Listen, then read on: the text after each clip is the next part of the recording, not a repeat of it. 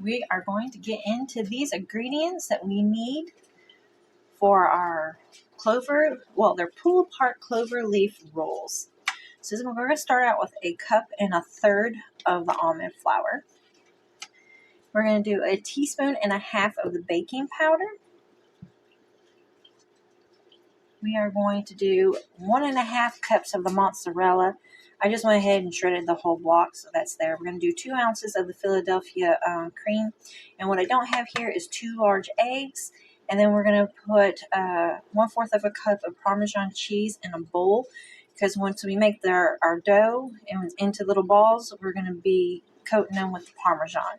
And that's what's going to help it be pull apart once it is baked. So let's get into this recipe. It's going to be quick, simple, and easy. Alright, so this first step is we're going to go ahead and get our muffin tin ready. I'm just using silicone liners because we're going to be putting the balls inside them. I'm going to go ahead and spray them down.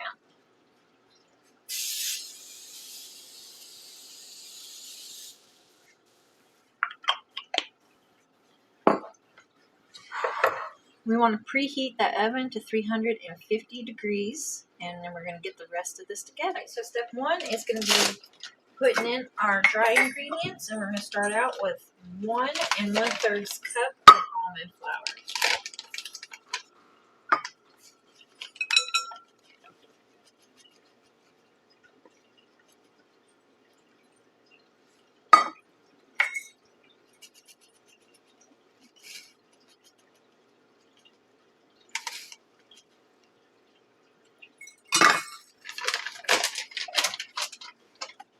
And then we're going to do our baking powder, and that is going to be 1 1/2 teaspoons.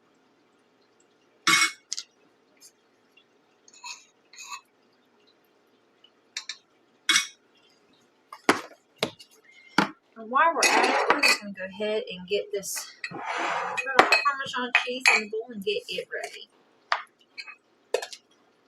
I'm going to try to work out some of these lumps and stuff here.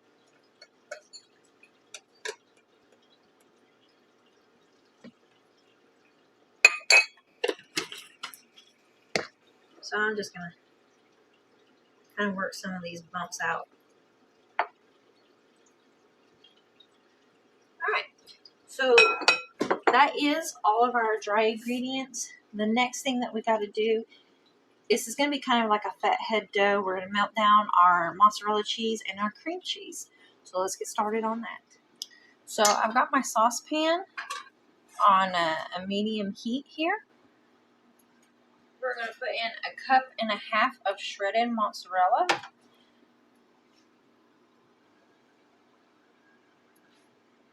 I have my saucepan on medium heat, and I'm going to start out by putting in my mozzarella cheese, and that is 1.5 cups.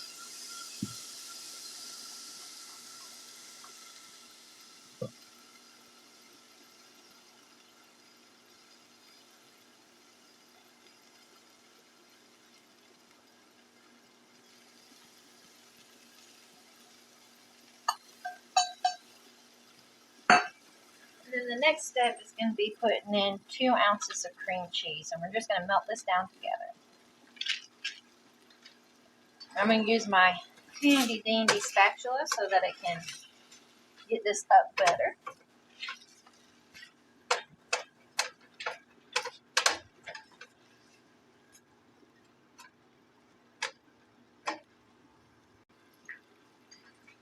I'm just going to keep stirring this around until it all melts down.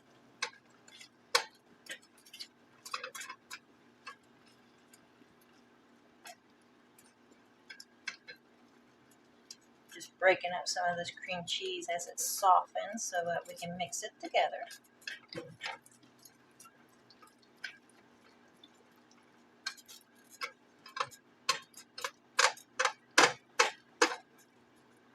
When you work with cheeses like this in your saucepan, you're going to see the whole bottom of your saucepan just get covered with this cheese, and you're like wondering if it's going to bake into your pan. So I'll just tell you how I do this myself. And I just, as soon as I dump this out, I'm going to be putting hot soapy water in this, and I'm just going to let it soak. And then I don't do any scrubbing on it or anything like that. I just automatically put it into the dishwasher and it washes up good every time. So she is pretty much melted, and that's what the consistency is that we're looking for. And we're going to go on and put this into our dough now.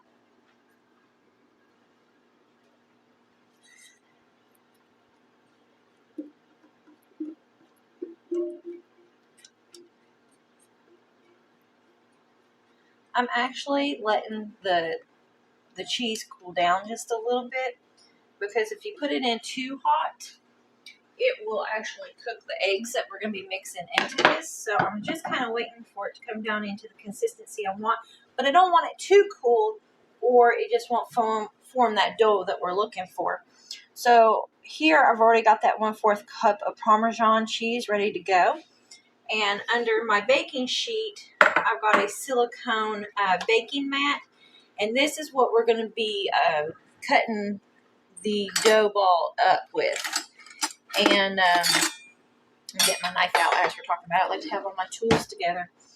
And you'll notice if it's still too warm, it just won't hold together. The ball won't hold together well. And as it cools down, you'll be able to shape it a little bit better. I am taking my rings off because we are going to have to spray our hands and everything.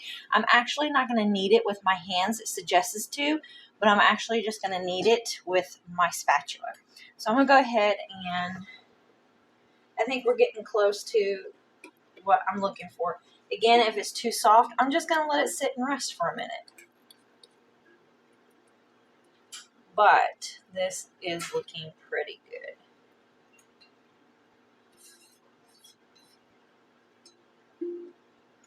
Again, I'm just putting my pan into the sink. I'm automatically going to get that hot water on it and some dish soap. Alright, yeah, I'm going to go ahead and we're going to crack these eggs open and get this in here, and we're going to start mixing up this dough.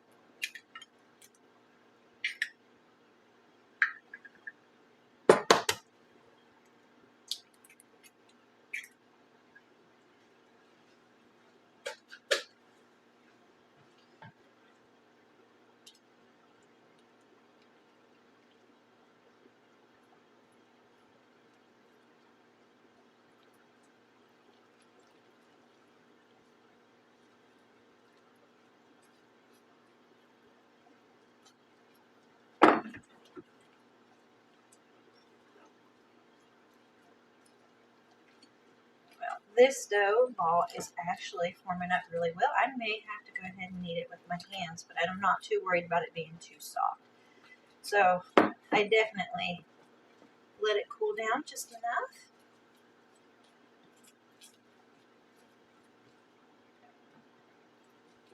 Okay, well, I am going to go ahead and spray my hands, and we're going to get kneading this. I'm just using a coconut spray. And make sure you get through those fingers too. So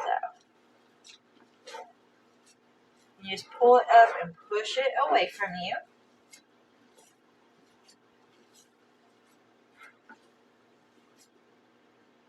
And you'll see that it's the right consistency. It's not really sticking to my fingers.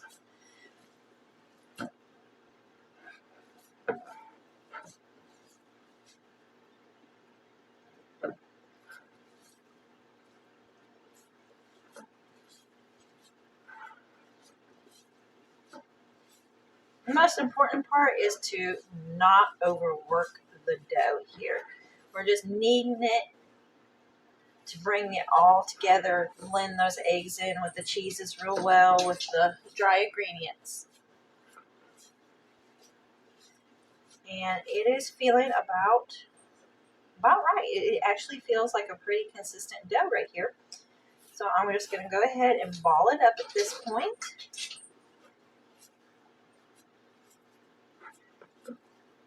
Yeah, we got a nice little dough ball right there.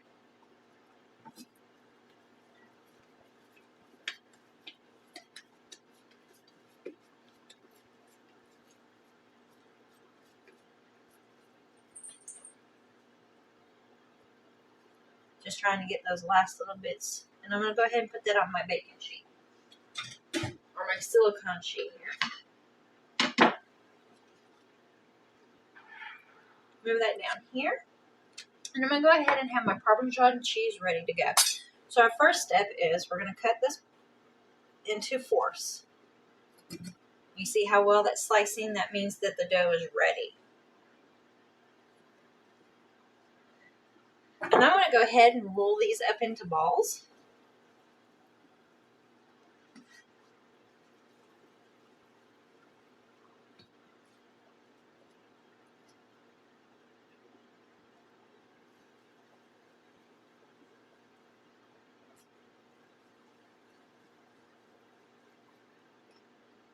Alright, so with these balls, I'm going to cut them into half. And I'm actually going to kind of roll them out oblong like this. You don't have to. You can do it any way that you want to. But I'm going to cut these into threes. And it just kind of makes it easier to be as even as possible. So I'm going to roll these in between my hands. And I'm going to dip it into my bowl of Parmesan cheese here. The Parmesan cheese is what helps it be able to pull apart. I'll just go ahead and plunk that down into my muffin cup.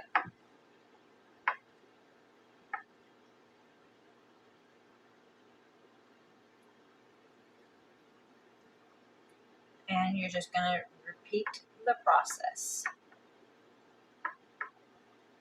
And I don't know if you all were ever said this when y'all were younger and baking. You wasn't really baking unless you was making a mess. So it's kind of like what I grew up with is, you knew you were doing something productive if you were making a mess. And I'm just seeing all this Parmesan cheese filling over the bowl here. And it's the first thought that actually came to my mind. I might kind of spread the cheese over the top of it too. Alright.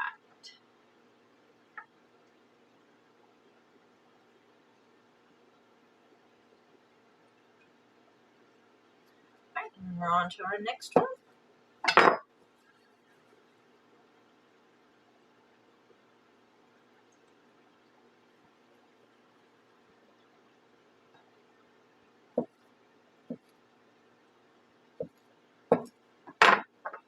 Some of the balls might be smaller than others. It's okay.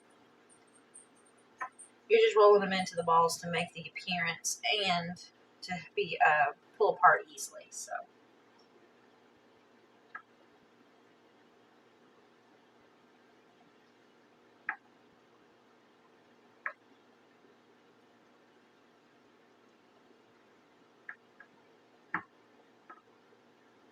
And we're going to put this in an oven at 350 degrees. I'm sure I've already told you this. And we'll be baking them for 20 minutes. I know I'm going to repeat that information again right before I put them in, but I was just thinking about it, so I'm just putting it out there.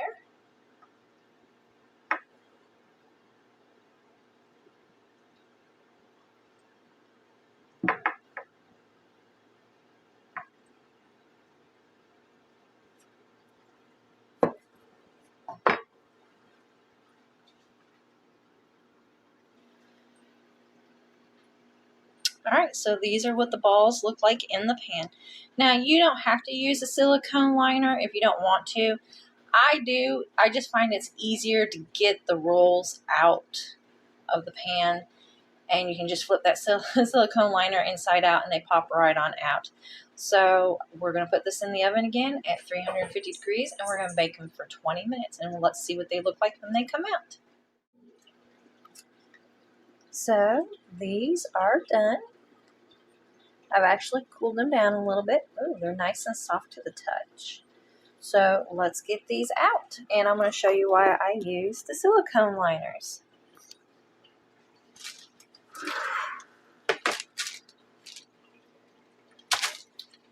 Just like that. They just pop on out.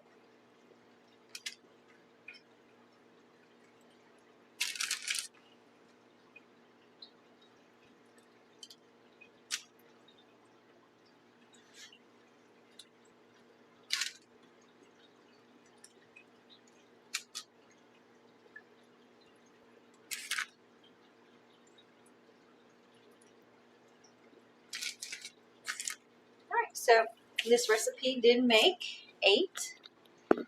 Get a look at them close up. You can see they're springy. I'm going to go ahead and separate one for you all so that y'all can see it.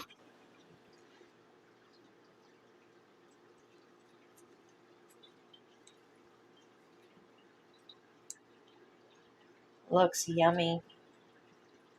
Makes me just want to go ahead and put some butter on it and pop it in my mouth. And saying that, let's go ahead and do a taste test.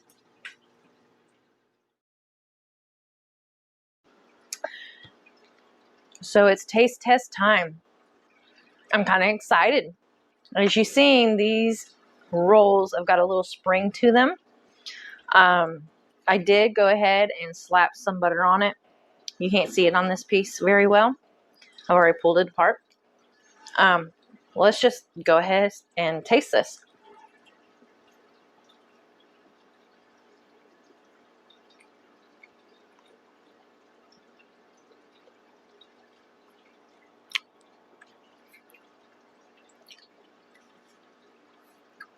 Wow, that is pretty good. We just got to keep in mind that these are made with almond flour, so they are, a little more dense. Down in the recipe that will be down in the description, I'll also have